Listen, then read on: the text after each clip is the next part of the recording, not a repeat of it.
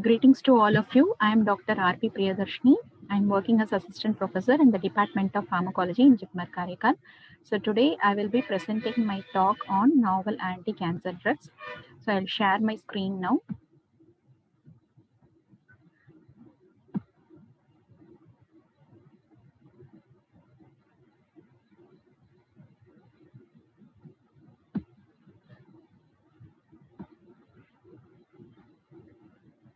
So novel anti-cancer drugs. So first, the topic will be discussed under the following headings, that is introduction, need for the newer anti-cancer drugs, hallmarks of the cancer and the targets, newer drugs approved in 2020, the indications, areas, dose and formulation, what are the major groups of drugs approved for the past 5 years, and then conclusion. So coming to the introduction, as per WHO, cancer is the second leading cause of the death worldwide with around 9.6 million deaths in 2018. That is around 1 in every 6 person dies due to cancer. So cancer also causes increased mortality, morbidity, and it causes poor quality of the life. So the economical cost due to cancer is also increasing. As per American Cancer Society, the direct medical cost due to cancer in 2015 was 80 billion US dollars, and the annual economical cost, which was quoted in the WHO website, was 1.16 trillion dollars. So, with huge economical impact and impact on the morbidity and mortality, and despite tremendous efforts from all the health organizations, the prevalence of the disease continues to grow worldwide and it threatens the mankind. So, the leading number of cancers in the world includes lung, breast with around 2 million cases, and colorectal around 1.8 million cases. So, the pathogenesis of cancer is also quite complex. That is, it includes various gene mutations or epigenetical modifications or overexpression of certain genes. So the pathogenesis is also quite complex for every tumor, and it requires lot of efforts and innovative approaches to identify the newer drugs. So the first drug which was identified was meclorethamine in 1949, and at the time the life expectancy was 47 years. Now at the present situation, with the availability of more than 150 drugs, the life expectancy has increased. So though the life expectancy has increased, the death rate is also still increasing, and the clinical benefit which is to the patient is still at the modest level. So if we see that the treatment approaches for cancer, it includes mainly chemotherapy, radiotherapy, and surgery. So among that chemotherapy, the duration of the treatment ranges from weeks to months, and the mechanisms, that is the cancer cells also develop resistance to uh, the available cytotoxic drugs. So the anti-cancer drugs also causes higher and severe adverse effects like bone marrow suppression, hair loss, and the cell counts will be decreased. So the morbidity due to these effects is also higher. So we need promising novel cytotoxic drugs which will be better tolerated by the patients and it is devoid of adverse effects. So with these, keeping this in the mind, that is the mortality, morbidity, and the cancer burden, and the need for the newer cancer drugs, we'll see the development of a newer anti-cancer drug. The duration for a development of a newer anti-cancer drug may take almost more than 10 years. So the processes involves identification of a molecular target, identification of a lead molecule which will act on the target, then lead optimization, preclinical studies, and then clinical trials. So the duration almost takes more than 11 years. So if we can see the clinical trials also, many drugs has been stopped in between the trials, maybe due to the adverse effects or the decreased efficacy. So with these challenges, we will see what are all the hallmarks of cancer, how the targets are identified from the hallmarks, and what are the newer drugs. So coming to the hallmarks of the cancer, so the first one is a high proliferative signaling, independent growth of the cells. So usually we know that in the normal cells, the balance between the cell division, cell repair, and cell proliferation is all controlled, and usually there is a balance, whereas this balance will be lost in the cancer where the cancer cells will produce its own growth factor and certain oncogenes also will be overexpressed, or the tumor suppressor genes may be suppressed. So this may lead to a high proliferative processes in the cancer. The next one is the cancer cells may be resistant to the apoptosis by the cell apoptosis. So the proteins which resist the apoptosis may be hyperexpressed, like BCL2, which if this protein is hyperexpressed, the cancer cells become resistant to the apoptosis. The next one is the increased angiogenesis, that is the tumor cells survive. The survival needs newer development of newer blood vessels. So for that, increased angiogenesis is one of the hallmark of the cancer. The next one is the cell may be immortalized, that is the cells may the cell senescence will not be there and the cells will not undergo any normal, that is cell death. So the cells will be immortalized. Next, the cells also will develop resistance to the conventional drug therapies. So that is another hallmark of cancer. Next, the property of, that is the process by which the tumor disseminate to the neighboring organs through the blood vessel is called metastasis. So that is another important characteristic of cancer.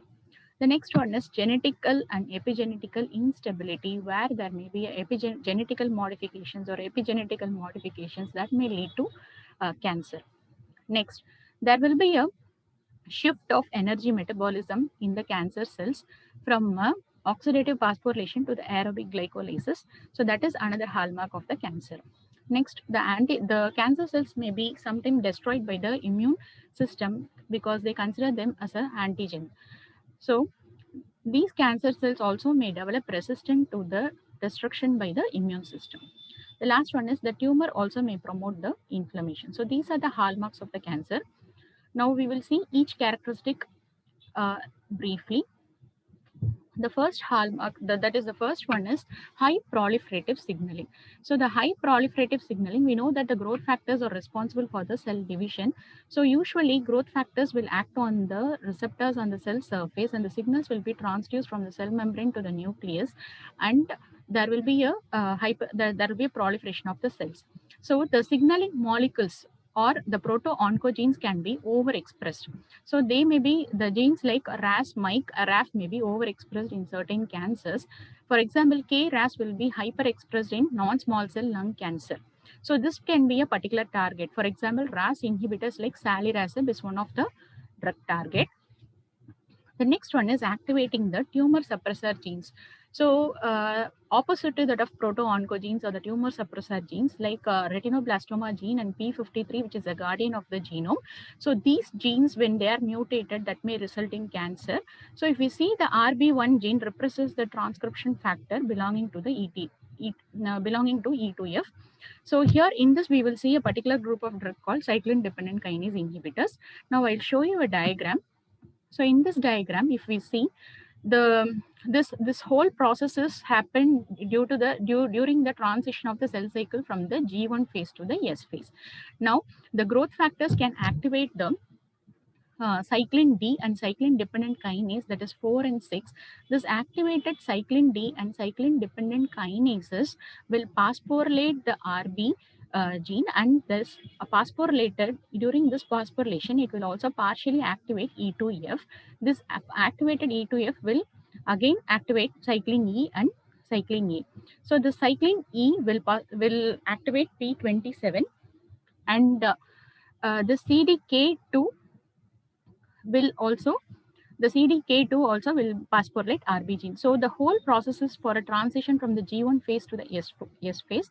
So when cyclin D and cyclin dependent kinases are overexpressed, the processes takes, that is the transition from the G1 phase to S phase is at a higher rate. So there will be increased cell proliferation. This was identified as one of the target. So initially they identified pan CDK inhibitors, but they found that these drugs have higher adverse effects and less efficacy. So they narrowed the investigation towards a particular cyclin dependent kinase, that is cyclin dependent kinase 4, and the drug palbociclib was identified for the treatment of breast cancer in the year 2015. The next one is the cancer cells also resist the apoptosis, and we can see that already, as I mentioned, the cancer cells may the protein called BCL2 may be overexpressed, and when this protein is overexpressed in tumors like CLL and AML, it will inhibit the apoptosis. Now, BCL2 can also be a important target, and the drug which was developed to inhibit the BCL2 is venetoclax. The fourth one is preventing telomere lengthening. So telomeres are the ends of the chromosomes, and telomerase enzymes helps in the lengthening of the telomeres. That is, by adding the repetitive elements to the ends, they causes the lengthening of the telomeres. Thereby, they prevents the cell senescence and cell death. So shortening of the telomeres causes cell arrest. So telomerase can be one of the good target, and a telomerase template inhibitors were developed as one of the target. The next one is angiogenesis. As I mentioned, the tumor requires blood vessels for its survival. So the angiogenesis will be mediated by a group of proteins called matrix metalloproteinases. So initially, MMP inhibitors were evaluated in clinical trials, but the trials were stopped because they found that the efficacy was not up to the mark. And so they evaluated another growth factor that is called vascular endothelial growth factor. Now the drugs which are targeting vascular endothelial growth factor are available, that is bevacizumab and ranibizumab. Now, the other targets which mediates the angiogenesis are mesenchymal to epithelial transition tyrosine kinase inhibitor, that is MET, and hepatocyte growth factor are the potential targets. So unlotinib is a tyrosine kinase inhibitor which targets the VEGF, and it is recently approved. The next one is suppressing the drug resistance of the cancer cells. So usually we know that the cytotoxic compounds will cause the DNA damage, and this DNA damage as a part of their therapeutic effect, but this DNA damage can be repaired by a group of enzymes called DNA repair endonucleases.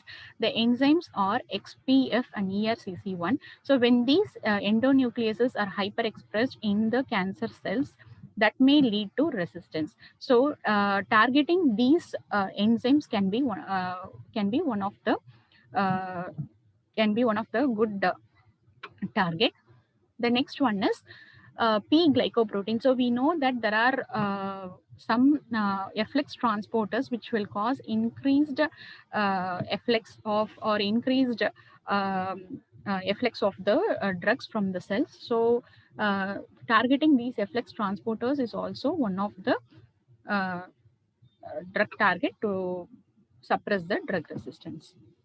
The next one is targeting the metastasis in cancer. So metastasis, we know that the tumor spreads from one area to another area through the dissemination. So remodeling of extracellular matrix is one of the major factor in the metastasis, and they have found that newer antitubulin agents can reduce the metastasis. The next one is targeting the epigenetical changes. So the epigenetical changes includes modifications like DNA methylation, histone deacetylation, ubiquitination. So the drugs which will target these epigenetical modifications can be good therapeutical targets. So the histone deacetylase inhibitors includes vorinostat, romidepsin. The next one is targeting the metabolical shift. So there will be a metabolical shift from the oxidative phosphorylation in the mitochondria to the anaerobic glycolysis. So the glucose transporters also will be overexpressed in cancer. So this also can be one of the target. The next one is immune checkpoint inhibitors. So usually the antigen which is expressed by the tumor cell will be considered undergoing a process, that is where the T cells will target this antigen of the tumor cells. So this will be mediated, that is, there will be a protein which will be expressed on the tumor cell, that is PDL1, and on the T cell there will be a PD1. So usually the attachment of PDL1 to PD1 will prevent the immune mediated destruction of the cancer cells. So developing drugs which targets PDL1 and PD1 can be a good therapeutic drugs. So based on that, anti-PD-L1 inhibitors and anti-PD-1 inhibitors were developed, and the drugs include PD-1 inhibitors or pembrolizumab, nivolumab, which are used in metastatic melanoma, and PD-L1 inhibitors include atezolizumab, which is used in untreated hepatocellular carcinoma, CTLA4 inhibitors, which include ipilimumab, which is used in colorectal cancer. So the adverse effects include exacerbation of autoimmunity and dermatological immune-mediated reactions. So if we see most of these drugs, they are mostly a targeted approach. So previously there was the cytotoxic drugs were preferred. Now the trend is more towards the targeted approach. The next one is this slides shows the summary of the hallmarks of the cancer and what are the drugs developed. So the first and the foremost which we saw is independent growth and cell division, so hyperproliferation, so this growth factor inhibitors. The next one is the cancer cells will become resistant to apoptosis, so pro-apoptotic drugs were developed. Next, the immortality of the cancer cells will be inhibited by the telomerase inhibitors, and if the immune mediated destruction which will be avoided by the cancer cells will be targeted by the immune checkpoint inhibitors. Then there are some drugs which are developed to inhibit the angiogenesis, that is inhibitors of VEGF signaling. The next, inactivators of the drug efflux and detox machinery. Next, the dysregulation of the energy metabolism was targeted and the inhibitors were developed. Next, the metastasis suppressor. So this diagram shows the entire hallmarks and what are the drugs which were developed. So if we see the pattern of the anti-cancer drugs that was approved in the past 5 years, most of them were monoclonal antibodies, tyrosine kinase inhibitors, cyclin-dependent kinase inhibitors. So cyclin-dependent kinase inhibitors I had described already. Then immune checkpoint inhibitors, that also I had mentioned already. The next one is poly-ADP ribose polymerase inhibitors and the antibody drug conjugates. So the targeted agents include specific monoclonal antibodies. So specific monoclonal antibodies means they target a specific epitope of an antigen. The next one is synthetic compounds, which are mostly given orally and they penetrate the cells and they affect the cancer specific enzymes. So how monoclonal antibodies are synthesized, where the mouse will be challenged with the antigen and the mouse will produce the antibodies. The spleen cells will be harvested and they will be combined with the myeloma, fused with the myeloma cells to form hybridomas, which will be cultured. And from the culture medium, the monoclonal antibodies will be harvested. So monoclonal antibodies will usually target a particular specific epitope of an antigen. So in this diagram, you can see that though there are many antigens on the cell, the particular specific epitope is being targeted. So coming to the tyrosine kinase inhibitors, where tyrosine kinase receptors, they are present on the cell surface and usually they participate in the signal transduction, where the information will be transmitted from the extracellular or the cytoplasm to the nucleus, and they influence the gene transcription and DNA synthesis. So usually what are the tyrosine kinases present are BCR-ABL, KIT, CABL and PDGFR. Then poly-ADP ribose polymerase inhibitors.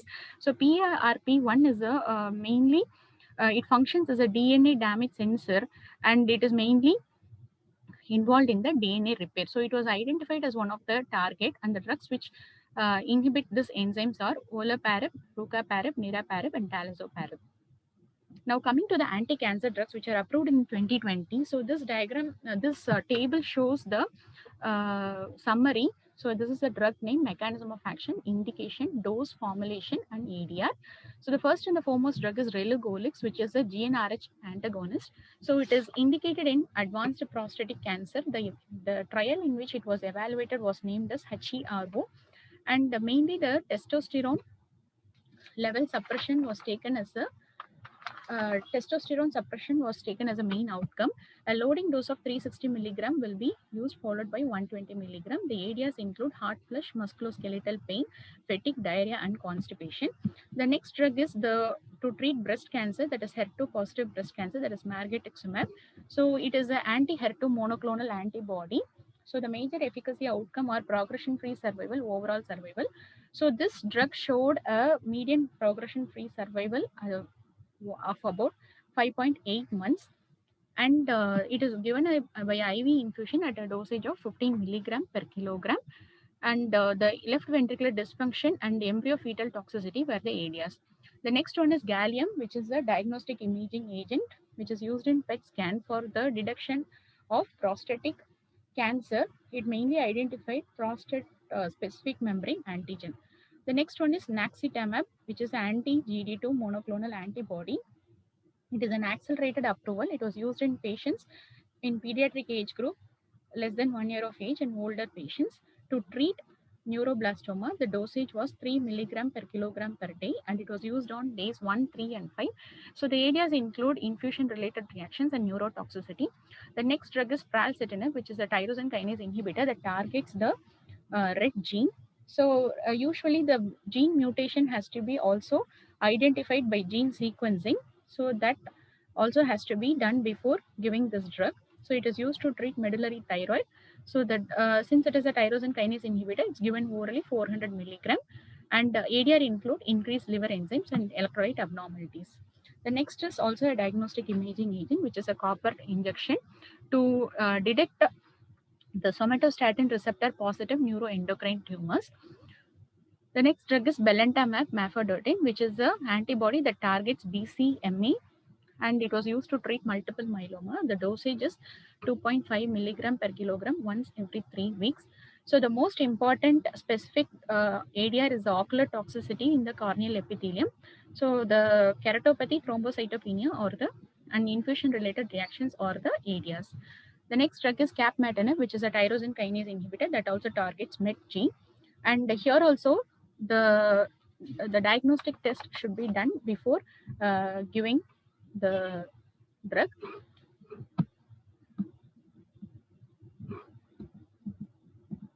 Okay, so it is given for the patients with a non-small cell lung cancer, and 400 milligram orally 2 times daily was the dosage. The areas include interstitial lung disease, hepatotoxicity, photosensitivity, and embryo fetal toxicity. The next one is sacituzumab govitecan, which is the antibody drug conjugate. So what is the antibody drug conjugate? Is a small molecule. When a small molecule anti-cancer drug is attached to an antibody by a permanent or a labile linker, it is called antibody drug conjugate. So this is also an accelerated approval, and overall survival was taken as a efficacy outcome. So here the TROP2 directed antibody is attached to a topoisomerase inhibitor.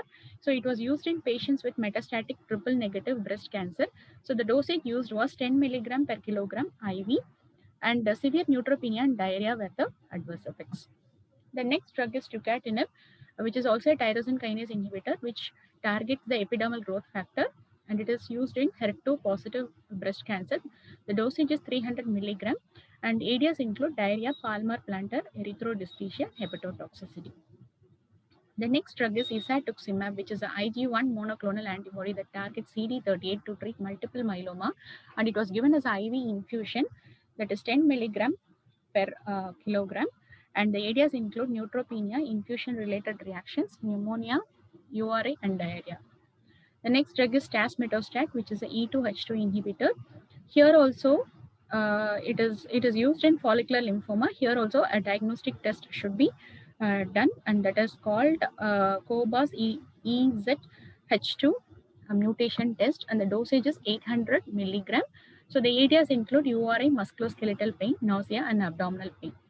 The next drug is avapritinib, which targets the platelet-derived growth factor, and it is used in gastrointestinal stromal tumors. So the dosage is 300 milligram. The areas include cognitive impairment, diarrhea, hair color changes, and increased lacrimation. So the next drug is tafasitamab, which is a CD19 directed cytolytic antibody used in B-cell lymphoma, and the dosage is 12 milligram per kilogram as IV infusion, and these are the areas. The next one is lurbinectedin, which causes cell cycle arrest at G to M phase, and it is used to treat small cell lung cancer. So 3.2 milligram per meter square every 21 days was the dosage, and increased liver enzymes and electrolyte imbalance were the area. So all these drug information was taken from the FDA, website. Then ripretinib, which is targets the KIT and PDGFR alpha inhibitor, and it is used in advanced gastrointestinal stromal tumors. The dosage is 150 milligram. And new primary cutaneous malignancies, hypertension, and cardiac dysfunction are the areas. The next one is selpercatinib, which is a tyrosine kinase receptor, which also targets RET, and it is used in lung and thyroid cancer. The dosage is 120 milligram, and elevated liver enzymes are the areas. So if we see all the drugs, so most of the drugs are either monoclonal antibodies or tyrosine kinase inhibitors or antibody drug conjugates. So we can understand that the recent approach is more towards a targeted approach, and it is totally different from the conventional drugs. So to summarize, we saw what is the morbidity and mortality of the cancer, what is the impact of the cancer on the entire world, and what is the need to develop newer anti-cancer drugs, what are the hallmarks of the cancer and the newer targets, what are the major approved groups of drugs in the year 2020, and what are the major groups of drugs which are approved in the last 5 years, and how there is the transition of chemotherapy is more towards a targeted approach. So these are my references. Thank you. So I thank Science Tech Central Conferences for giving me this opportunity to talk. Thank you once again.